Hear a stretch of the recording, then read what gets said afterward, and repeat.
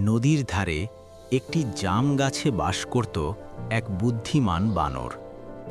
আর সেই নদীতেই থাকত এক বিশাল কুমির। ধীরে ধীরে তাদের মধ্যে গড়ে উঠল গভীর বন্ধুত্ব।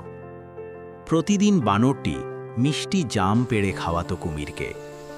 একদিন কুমির সেই জাম নিয়ে গেল তার স্ত্রীর কাছে। স্ত্রী বলল, যে বানর এত মিষ্টি ফল খায় তার কলিজা নিশ্চয়ই আরও মিষ্টি। আমি সেই বানরের কলিজা চাই। বন্ধু, আমার পরদিন স্ত্রী তোমার কুমির কথা অনেক বানরকে শুনেছে, দাওয়াত সে দিল। তোমাকে একবার দেখতে চায়। সরল চলো না, মনে আজ আমার সাথে উঠে চল। বসল কুমিরের পিঠে। কিন্তু নদীর মাঝখানে কুমির জানিয়ে দিল ভয়ঙ্কর সত্য। বানর ভয় পেল না, চালাকির সাথে বলল, আমার কলিজা তো গাথে রেখে এসেছি। বোকা কুমির তাকে ফিরিয়ে আনল তীরে। আর তখনই বানর লাফ দিয়ে উঠে বলল, দূর হও প্রতারক, বন্ধুত্বের নামে বিশ্বাসঘাতকতা। এই ঘটনা থেকে আমরা শিক্ষা পাই, সবাইকে সহজে বিশ্বাস করো না।